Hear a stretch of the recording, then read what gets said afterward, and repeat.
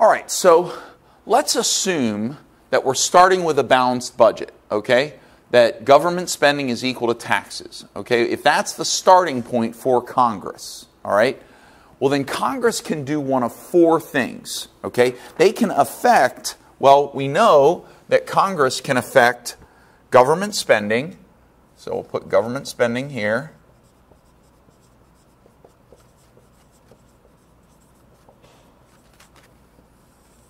And Congress can affect taxation, okay? All right, I'm going to put a G here for government spending. And they can affect taxation. And I'm going to use capital letter T for taxation, okay? All right, so they can do two things with government spending if they're making a change, and this is a mathematical truth, okay? If you have a number, like let's say you earn $500 a week, if your income changes, it can only do two things. It can either go up or it can go down. You can either get a pay increase or a pay decrease. Unless your income stays the same, that's the only third option. But if there's going to be a change, your income can only increase or decrease. And we've discussed that previously with other concepts. Well, it's the same thing here. Congress can only do two things with government spending. They can either increase spending or decrease spending. And it's the exact same thing with taxation. They can either increase taxation or they can decrease taxation. So generally speaking, Congress only has two levers in the economic machine. They've got the government spending lever and they've got the taxation lever. And they're standing there with those two levers. And we've got government spending and we got taxation, those two levers. And they can move them up or they can move them down. Move taxation up or move taxation down. Those are the only four choices. Okay? So it's a lot more complicated than this, but I'm trying to simplify it as much as possible so that you can have a beginning understanding. So what we're going to say here is that one of the things that the government can do is they can increase. They can affect an increase in G, an increase in government spending. And the second thing that they can do is they can affect a decrease in G, or government spending. Okay? Same thing with taxation. They can affect an increase in taxes, or they can affect a decrease in taxes. So when all the Congress folks are sitting in Washington trying to make a decision, and if they're trying to affect the economy, okay, they only have four choices. It's like a multiple choice. Okay, A, do we increase government spending? B, do we decrease government spending? C, do we increase taxes? Or D, do we decrease taxes? Those are really only the four choices. And here's the effect of each one. So think about this. If they increase government spending, and they're starting with a balanced budget, right? So if government spending goes up, this number now becomes larger than this number. Okay? And so an increase in government spending is going to cause government spending to be greater than the taxes that are being collected. And we have a name for that. If you go back to your notes, right above this section right here, we called them either a budget surplus or a budget deficit. This is a balanced budget. So now we're going to go into either a budget surplus or a budget deficit. And remember, when spending is more than taxes, that results in a budget deficit. Okay? That means that we're losing money. We're borrowing money to be able to spend more money. And that's where the national debt comes from. Okay, so we have a budget deficit. Okay? And now, here's where I need to bring you. When government spending increases, right? When we have an increase in government spending, so I'm going to put an up arrow for G, okay? Increase in government spending. Isn't government spending one of the components of total expenditure, right? Recall, total expenditure is equal to consumption plus investment plus government spending plus net exports, right? And so if government spending goes up, isn't that going to cause total expenditure to go up as well? And that's what I'm getting at here, is an increase in government spending is going to lead to an increase in total expenditure. And so Congress, they're going to be sitting around, they're going to be thinking, okay, if they want to cause an increase in total expenditure in the economy, then increasing government spending and running a budget deficit is an option. It is one of their options. And so this first option here, to increase government spending, it's going to result in a budget deficit, but it will also result in an increase in total expenditure in the aggregate economy. Okay? All right, well, what if they decrease government spending? Well, if they decrease government spending, it's going to be the exact opposite, right? If this number, government spending, if that goes down, then this number is going to be smaller than this number, and so government spending will be less than taxes. So we'll have government spending will be less than the amount of taxes that are collected by the government, okay? And so we know that when government spending is less than taxes, that results in a budget surplus.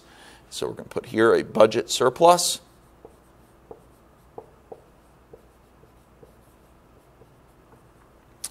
And when government spending decreases, so I'm going to put a down arrow with a G, okay, so total expenditure, if government spending goes down, then that means that total expenditure is also going to go down in the economy.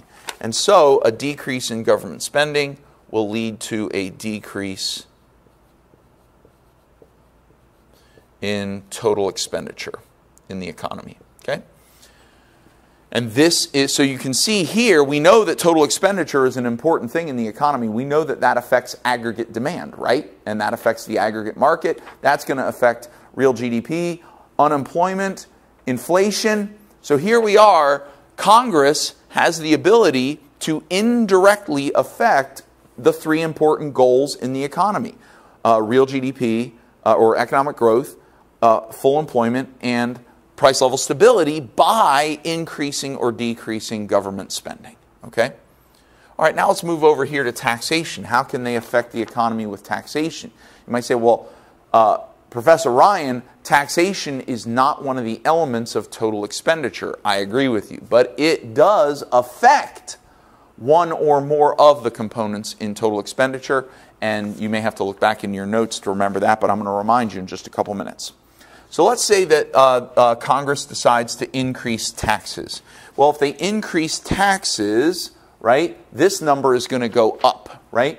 And when this number goes up, it's going to be larger than this number. So government spending will be less than taxes. Okay, so government spending will be less than taxes because we had an increase in taxes. And when government spending is less than taxes, the definition of that is that's a budget surplus. That's a situation where taxes exceed government spending, so we have a budget surplus. Now, running a budget surplus, now we want to understand how is that going to affect the aggregate economy. Well, here's what I want to show you. So we're going to say there's an increase in taxes. And I want you to go back in your mind or in your notes. I'm going to say probably day maybe 13 or 14. I'm guessing it's day 14 maybe. Where we learned that that taxes affect consumption. Because when taxes go up, people have less money in their pocket. They have to give more of their money to the federal government. Now they have less money in their bank account, and so they're not going to spend as much money because they don't have as much money. And therefore, when taxes go up, I want to remind you that that causes consumption to go down because households have less money to spend. So an increase in taxes is going to lead to a decrease in consumption. And a decrease in consumption, if this number goes down, then this number goes down. So if consumption goes down, total expenditure goes down, and that's going to lead to a decrease in total expenditure. Decrease in total expenditure. Okay? And so that's what's going to happen if Congress decides to increase taxes. They will run a budget surplus, which will result in ultimately a decrease in total expenditure. Okay? So spending will go down. All right, so the last option that that Congress has in fiscal policy is to decrease taxes. And if they decrease this number, this tax number, this number will then be smaller than this number, and government spending will exceed taxes because taxes have gone down. And so we'll have a situation where government spending is greater than the taxes that are collected by the government. And the name for this, when government spending exceeds taxes, that's a budget deficit. Okay?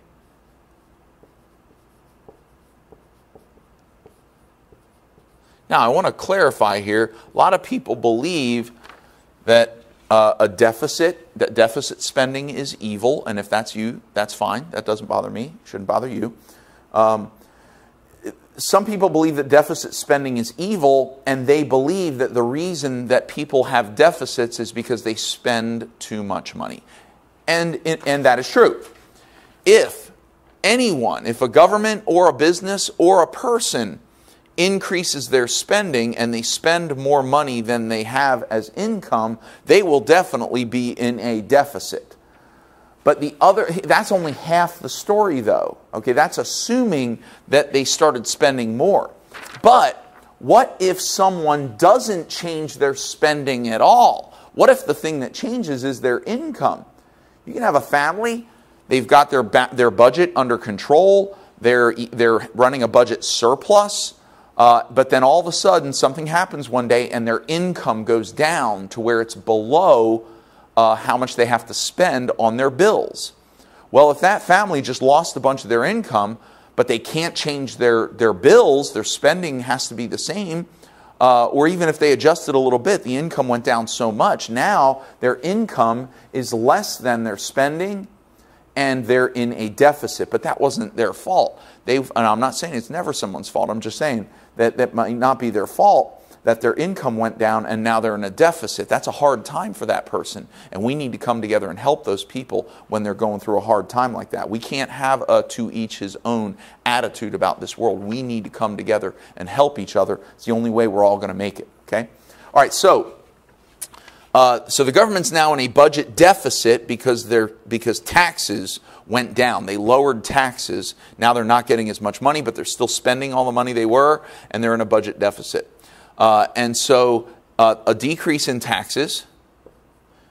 Now but here's the good news, is a decrease in taxes is going to result in you having more money in your pocket, okay, or in your bank account. So now consumers and households, they're going to have more money in their bank account, and so that means they can spend more money now. And so consumption is going to go up. So a decrease in taxes will lead to an increase in consumption in the economy, and an increase in consumption will lead to an increase in total expenditure. And so that's going to lead to an increase in total expenditure. Okay?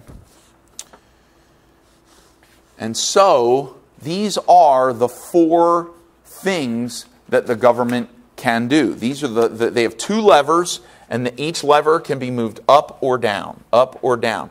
And when they move them up or down, it's going to affect whether they're running a budget deficit or a budget surplus, and ultimately it's going to affect whether total expenditure can increase or decrease.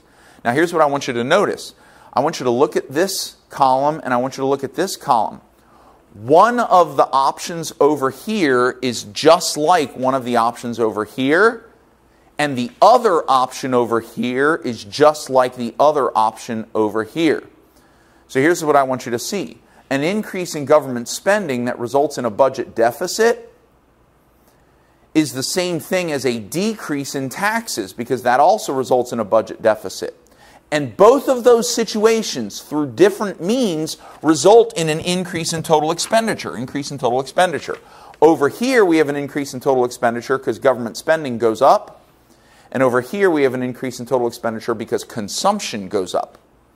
And so these two, they go together, okay?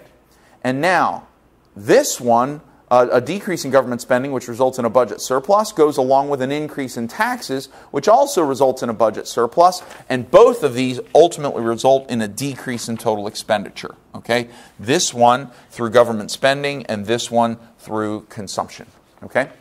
And so here's our summary. I'm going to give you a summary of what we have learned here. I'm going to do this in purple, okay? I'm going to put fiscal policy summary. Okay. Fiscal policy summary for what the government can do. Okay? All right.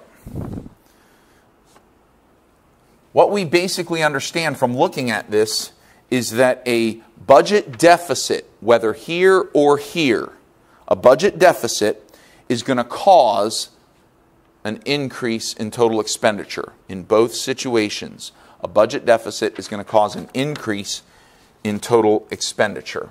So we're going to say here, budget deficit affects an increase in total expenditure.